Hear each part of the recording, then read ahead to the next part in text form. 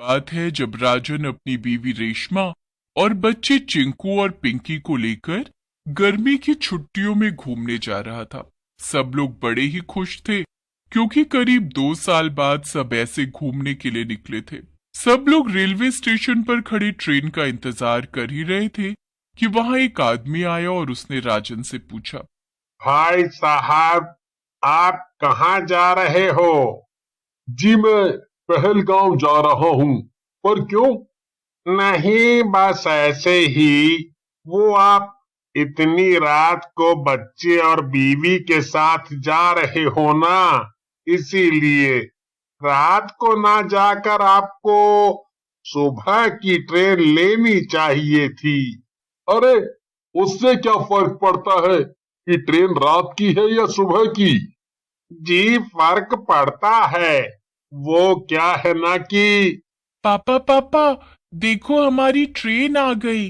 अरे रेशमा, तुम बच्चों का हाथ पकड़ो, मैं बैग उठाता हूँ। ट्रेन आकर प्लेटफॉर्म पर रुक जाती है और राजन और रेशमा उस आदमी की बातें सुने बिना ही उस ट्रेन में चढ़ जाते हैं। वो आदमी वहां से चला जाता है। राजन और रेशमा ट्रेन में अपनी सीट ढूंढते हुए जा ही रहे होते हैं कि कुछ अजीब सा महसूस होता है।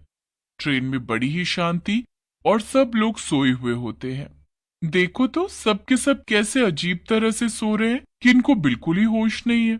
रेशमा और राजन बच्चों को लेकर आगे बढ़ ही रहे होते हैं कि तभी उनके सामने एक औरत अचानक से आकर खड़ी हो जाती है। हे भगवान, तुमने तो मुझे डरा ही दिया। अरे, अभी तो मैंने कुछ किया भी नहीं, तुम अभी से ही डर गई। चलो अब हमारा रास्ता छोड़ो, हमें जाने दो। सब लोग अपनी सीट पर जाकर बैठ जाते हैं। राजन और रेशमा एक सीट पर बैठ जाते हैं और उनके सामने वाली सीट पर बच्चे बैठ जाते हैं। कुछ ही देर में बच्चों को नींद आ जाती है और वो वहीं सो जाते हैं। उसके बाद रेशमा की भी आंख लग जाती है।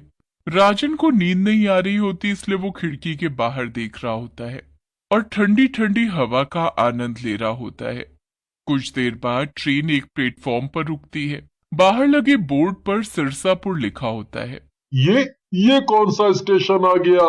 इसके बारे में तो भैया ने नहीं बताया। क्या पता उनको भी ना पता हो। राजन नजरअंदाज करके आंखें बंद करके बैठ जाता है। राजन को भी हल्की हल्की नींद आने लगती है। नींद में उसे ट्रेन के चलने का एहसास होता है। ट्रेन चलती रहती है, चलती रहती है। राजन भी अब तक गहरी नींद में सो चुका होता है। फिर अचानक वहां उसी औरत के चिल्लाने की आवाज आती है, मेरी बच्ची, मेरी बच्ची, हाय मेरी बच्ची। उस औरत की आवाज सुनकर राजन एकदम उठ जाता है। अरे क्या हुआ? कहाँ गई तुम्हारी बच्ची? वो अभी ट्रेन चली थी ना, वो वहीं रह गई। मैं अब क्या करूं? मुझे मेरी बच्ची चाहिए। अरे ऐसे कैसे बाहर रह गई? यही तो बात है, तुम लोग बच्चों का ध्यान नहीं रखते। अब एक काम करो, तुम अगले स्टेशन पर ही उतर जाओ और वापसी की ट्रेन ले लेना। मुझे मेरी बच्ची मिल तो जाएगी ना? हाँ हाँ, मिल जाएगी, सब्र रखो। राजन अगला स्टेशन आने का इंतजार करने लगता है और उसकी नजर बाहर ही होती है। वो एक पल के लिए भी नहीं सोता। कुछ देर बाद ट्रेन रुकती है। राजन बाहर देखता है तो उसे फिर से बोर्ड दिखता है। जब राजन उस स्टेशन का नाम पढ़ता है तो उसके होश उड़ जाते हैं और उसकी आंखें फटी की फटी रह जाती हैं। सिरसापुर? ये स्टेशन तो अभी होकर गया है, ये दोबारा कैसे आ सकता है? राजन उस औरत की तरफ देखता है तो वो औरत गायब हो चुकी थी। राजन जल्दी से अपनी सीट से उठता है पर वो औरत उसे कहीं दिखाई नहीं देती। उसके बाद राजन का ध्यान ट्रेन में जाता है जो कि पूरी की पूरी खाली होती है।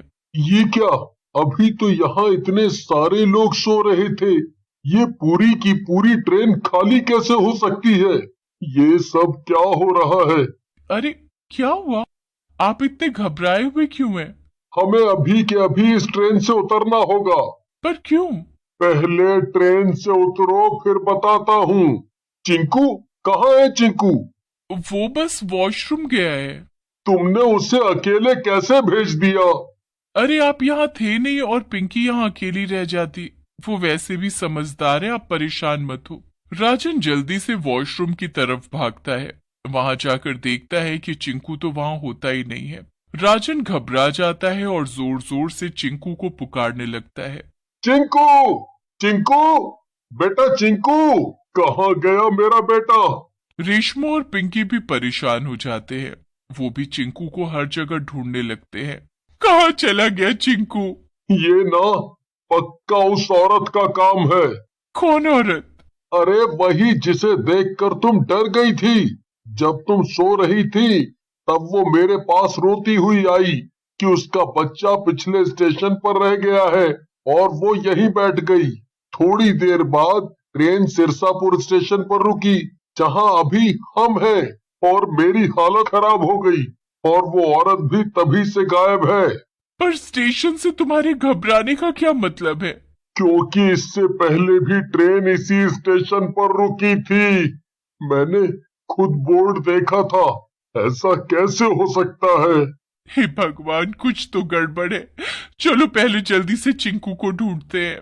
सब लोग ट्रेन से उतर जाते हैं। वहां आसपास कोई भी नहीं होता।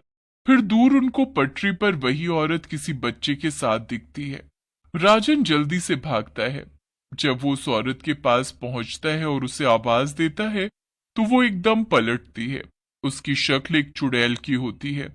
उसकी गोद में चिंकू लेटा होता है और उसे बिल्कुल होश नहीं होता। चु, चु, चु, चुड़ैल, तुम मेरे बेटे को यहाँ क्यों लाई हो? छोड़ दो इसे।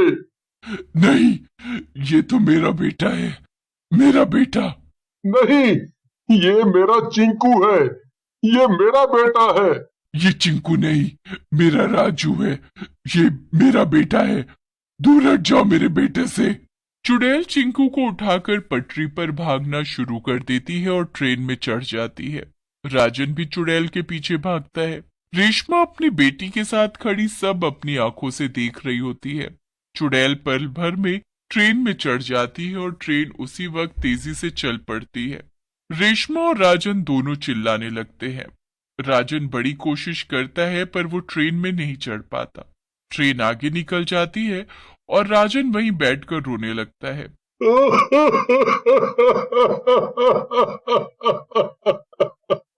ले गई मेरे बच्चे को, ले गई। अब मैं क्या करूं?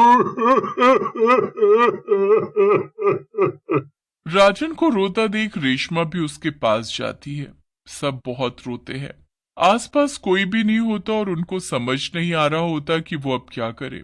दोनों मदद के लिए इधर उधर देख रहे होते हैं कि तभी एक बाबा वहां से गुजरता दिखता है।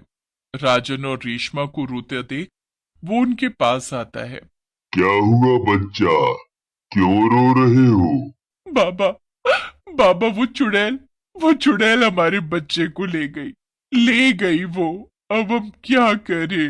हे भगवान, ये क्या अनर्थ हो गया? वो चुड़ैल फिर किसी बच्चे को ले गई? आप जानते हो उस चुड़ैल को? उस चुड़ैल के बारे में यहाँ सब जानते हैं। तुम जरूर रात के 12 बजे की ट्रेन में आए होगी। जी बाबा, उसी ट्रेन में आए थे। यही तो तुमने गलती की बेटा। पिछले साल की बात है जब 12 बजे की उसी ट्रेन का सिरसापुर स्टेशन पर भयानक एक्सीडेंट हुआ था। उस एक्सीडेंट में बहुत लोग मर गए थे। उसी ट्रेन में औरत थी जिसका बच्चा उसकी आंखों के सामने कटकर मर गया। वो पागल हो गई थी और अपने मरे हुए बच्चे को लेकर यहाँ से वहां भाग रही थी। कुछ दिन बाद उस औरत की लाश उसी पटरी पर मिली। उसने आत्महत्या कर ली थी। उसके बाद से 12 बजे की ट्रेन में हमेशा कोई ना कोई हादसा होने लगा, जिसकी वजह से 12 बजे की ट्रेन चलना ही बंद हो गई। पर हम तो उसी ट्रेन से आए हैं। बेटा, वो ट्रेन जिससे तुम आए हो वो तो कब की चलनी बंद हो गई है। जिस ट्रेन में तुम थे वो तो भूतिया ट्रेन थी। और ये सब उस चुड़ैल की चाल है। आज भी वहां से 12 बजे ट्रेन चलती है। जाने उसने ऐसे कितने बच्चों को गायब कर लिया है। हे भगवान, तो क्या अब हमारा बच्चा भी नहीं मिलेगा? वो कुछ नहीं करेगी उसे। पर वो ट्रेन चली गई और वो चुड़ैल उसी ट्रेन में मेरे बच्चे को ले गई। अब बस तुम वापस चले जाओ और कल रात 12 बजे उसी स्टेशन से उसी ट्रेन में चढ़ जाना। तुम्हें तुम्हारा बच्चा मिल जाएगा। पर वो हमें हमारा बच्चा कैसे देगी? उसका भी तरीका है मेरे पास। तुम एक बड़ा सा गुड्डा अपने पास रखना और उसे शक न हो कि वो नकली बच्चा है। बस अब तुम्हें जो करना है वो खुद ही करना होगा। बस राजन और रेशमा पिंकी के साथ जैसे तैसे वापस पहुंचते हैं और अगले दिन एक गुड्डे के साथ उसी प्लेटफॉर्म पर उस ट्रेन का इंतजार करते हैं। जैसे ही ट्रेन आती है वो उसमें चढ़ जाते हैं। उसके बाद वो अपनी सीट पर जाकर बैठ जाते हैं। कुछ देर बाद वही औरत उनको दिखाई देती है। रेशमा उसे देखकर सब्र खो बैठती है, पर राजन उसे संभालता है। राजन उस औरत का पीछा करता है और राजन के हाथ में गुड्डे को देखकर वो औरत बड़ी खुश होती है कि उसे एक और बच्चा मिलने वाला है। राजन उस गुड्डे को कपड़े में लपेटकर वहीं एक सीट पर रख देता है और छुप जाता है। वो औरत वहां आती है और गुड्डे को उठाती है। उसके बाद वो चुड़ैल में बदल जाती है। मेरा राजू मिल गया मुझे। सिरसापुर स्टेशन पर वो चुड़ैल उस गुड्डे के साथ उतर जाती है। राजन फटाफट उस चुड़ैल के साथ उतर जाता है और उसके पीछे पीछे चलने लगता है। चुड़ैल एक बड़ी खंडहर सी जगह जाती है जहां उसने जाने कितने बच्चों को कैद कर रखा होता है। उन सब में चिंकू भी होता है। चुड़ैल उस गुड्डे के साथ राजू समझकर खेल रही होती है और खेलते खेलते कहीं चली जाती है। उसी दौरान राजन सभी बच्चों को अपने साथ ले आता है। राजन सबको उनके घर पहुंचा देता है। उसके बाद वो चुड़ैल उस गुड्डे के साथ बड़ी खुश रहती है और उसी को अपना राजू समझकर दोबारा किसी बच्चे को नहीं चुराती।